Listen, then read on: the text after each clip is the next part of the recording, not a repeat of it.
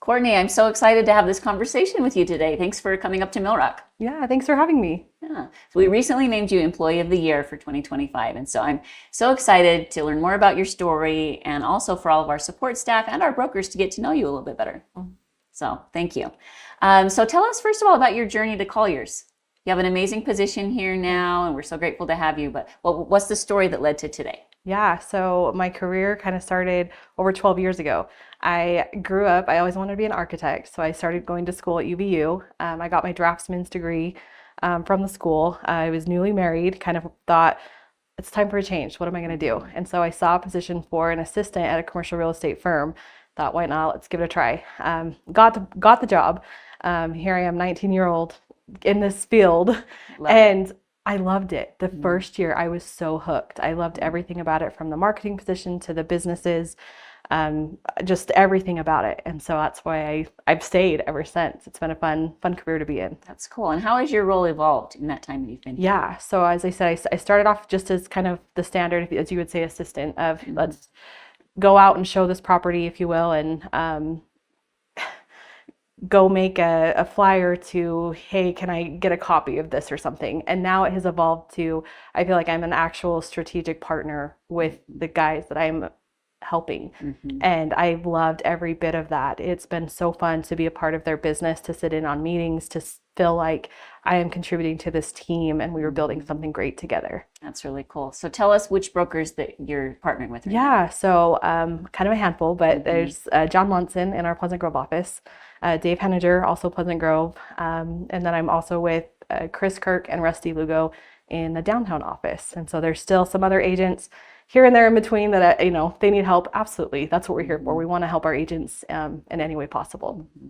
What are some examples of times when you feel like you've really brought value, like you've brought the Courtney special secret sauce to a project? Tell us some stories about that. I think the biggest thing is being kind of ingrained in both like the digital creative side and the real estate. I'm able to look at a project as a whole and say, what's the story here? How can I bring my skills to the table to help elevate this listing? And one of that being photography, being able to go out to the project and say, okay, what are the selling features here? What do I really want to showcase and shine? So being able to go and capture those images, those videos, those things, and go back to the client and show them, hey, Kate, here's our package. What do you think about this? And it's been actually really fun and rewarding to hear them say, actually, I really like this building. I don't know if I want to sell it now. So because you made it look so yes, good. Yes, because they've kind of fell in love with the project all over again. And that's something we love to hear, that we have made it shine so well that they're proud of it, that they want to showcase it, and we're elevating it to a whole new level. That's really cool. Yes, and one of the things that I've loved about working with you and also hearing what people say about you is that you go to the next level and you figure out, oh, there's a new opportunity that no one asked you to figure out how to do drones or whatever, but you've just gone and done that. And we're actually going to showcase some of your work. So let's actually jump to that right now. Sure. We're in our Mill Rock office here. We have this room where we can look at our Aerial 360 projects that Courtney's been involved in. Yeah, so this has actually been a really fun project that I've been able to be a part of. So with all of our marketing, we take our drone photos and we create 360 panoramas with it. And it's been really fun to show our clients too that, okay, within our marketing for clients, they can come in here and actually do a real kind of, as is right now, aerial view of their project, not just relying off of Google imagery, but it kind of just feels a little bit more immersive. And so they're able to come in here. We can add, additional logos on top of things, different demographics. It's just fun to see this whole map. And so this particular image is ingrained into our Aerial 360 tour, which all of our agents have access to. And so they're able to go, up and down the Wasatch Front and see different images that myself and our other teammates have taken photos of. And it's been really fun. So I think it just adds a whole nother level of professionalism to our projects that we do, and it's been really fun to create these projects, and again, like I said, just show it to to our clients. I'm sure the clients have just been blown away at times with what you're able to show Yeah. them. Oh, absolutely. And like I said, this is actually really impactful too for all of our out of state clients and buyers that aren't familiar with the area, that they want to know, okay, where is this exactly? What does it look like? And I think one of the most favorite things is people come in here from out of state and they're like, whoa, look at those views, look at those mountains, look at incredible. this. And so we live in a pretty awesome space.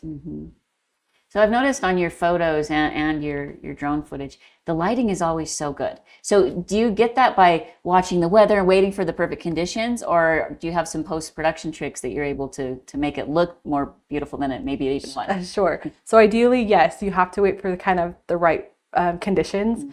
And without, a lot of that is timing of the day, which direction does the building face? And so we're taking all those things into account when I'm asking, our clients are asking our agents, okay, what is the property? I'm doing all that research before I even go out so that I know, okay, this is the best time to do it. And if the weather is just a little bit off, we'll kind of make a collaborative decision to say, let's wait, or, I think it's okay. And I'll work a little bit of magic in Photoshop if we need to. I love that. Let's go back to that campus that we were just looking at. Yeah. So tell us a little bit about the project and why this footage was key. This project is not necessarily an easy one, or it's kind of a one-off. And so what was your role in helping to market this?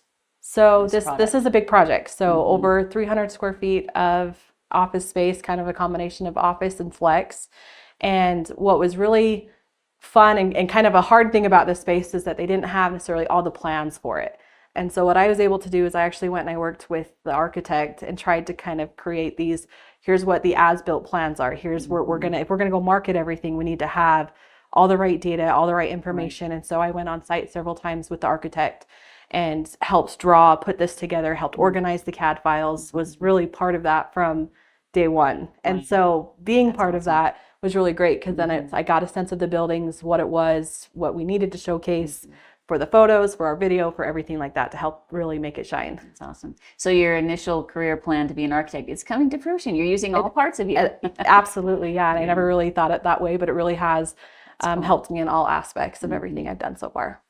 So one thing with your role, and really probably everybody's role at Colliers, is there's a lot of moving parts all the time. There's a lot of urgency on a lot of things. So how have you found to prioritize your time and to not get overwhelmed when you have a never-ending list of tasks for a number of different brokers? I think the biggest thing is just communication. So you have to ask the right questions of, when do we need this by? Is it really high priority? Is it not? And just trying to let people know when we can expect to get it done, so that they're not worried and thinking I'm not going to be able to finish something. It's just setting those expectations right away. I think that's awesome. One thing people love about working with you, excuse me, is that there's stress going on, but you never portray that you feel that way. You have a calming demeanor. Is that something that just comes natural, or do you try you see your brokers and you're like, I'm going to help them calm down on this? Absolutely. I think times can get stressful for everyone. Things change every day. It can be, we're really stressful today, and then tomorrow it's really relaxed. But the biggest thing is, I think I want them to feel like, yes, we've got it. It's under control. It's in good hands. And let me focus on kind of the backside, transaction side of things. Let them focus more on the deal side. And it's just, we've been able to work really well together with all of the agents that I've been able to help. That's really cool. So you're both in our Pleasant Grove office and our downtown office. Yes. Do you find that there's a different culture in both offices? Absolutely. I see that too. And that's okay. And you know what? I think that each office definitely does have their own culture behind it. But it's just encouraging for everyone that everyone is so great to work with still. It's just making sure you go and make those relationships with each of the brokers. We have a lot of great technology here. And I don't know that the brokers and the CSEs all understand, how robust it is. So what advice would you give? You know our platform so well. Like, what do you think are some of the unsung heroes that people could dive into and use as part of their secret tools? Oh, there's everything. I mean, for me, one of the things is prioritizing, like I said, the tasks. So how are you note keeping? So many people I still see just the typical pen and paper, let's write it down. It's like, yeah, but you leave. So those notes don't go with you. So for me, just I'm utilizing online spreadsheets for notes and everything through OneDrive now, and just being able to be on the go and know that I have all the tools I need still right here. I have all the information, I have the stats. I can still, answer a phone call and okay, yeah, here's all the details about a property. So that's one of them. I think that also people really need to lean in on our other marketing approaches through, online approach of making sure all the databases are up to date, making sure we're utilizing, if it was LoopNet, if it was Crexy, it's like whatever platform you want to utilize, that's great, but go in all the way. Make sure all your photos are polished, make sure your descriptions are there, make sure you're utilizing all the other incentives they have. If your email blasts, there's so many other layers to it that I think if people just make sure that it just looks 100% polished. That's great advice. So you give your all here to Colliers, but you're a whole person. So let's talk about your non-work life for a second. Let's get to know that side of you. Tell us about your family. Yeah, so I have 2 kids that definitely keep me busy, and I absolutely love and adore them. I spend a lot of time with my family. And outside of that too, I think the creative side in me kind of goes everywhere. So even when I'm with them, we're out doing photos, or we're out, playing in the mountains. We're an adventurous family, and I love that they kind of recharge my battery. So then when I come back to work, it's like, okay, that was fun. Let's get back to it. And I love that. How old are they? So I have an 8-year-old and a 5-year-old. Okay, those are fun ages. Yeah. Busy ages. Yes, they are. That's really, really great. So you've worked with a lot of different brokers, and what advice would you give brokers from your seat here at Colliers? Yeah, I think the biggest thing is we come back to with working with the CSC communication. The faster you get us involved, the better we can implement the tools, the research things to help make them shine essentially. And I love that part of it, but I think that this is a hard career path to be in, and as long as you're staying resilient and client facing and just having that transparency with everyone, those are the brokers that I really see have been here the longest. Right. So that do-it-yourself mentality is not going to get you very far. Like, get your CSC involved, get our amazing support team involved. Exactly. Yeah, let us set you up for success. I love that. What are you looking forward to this year?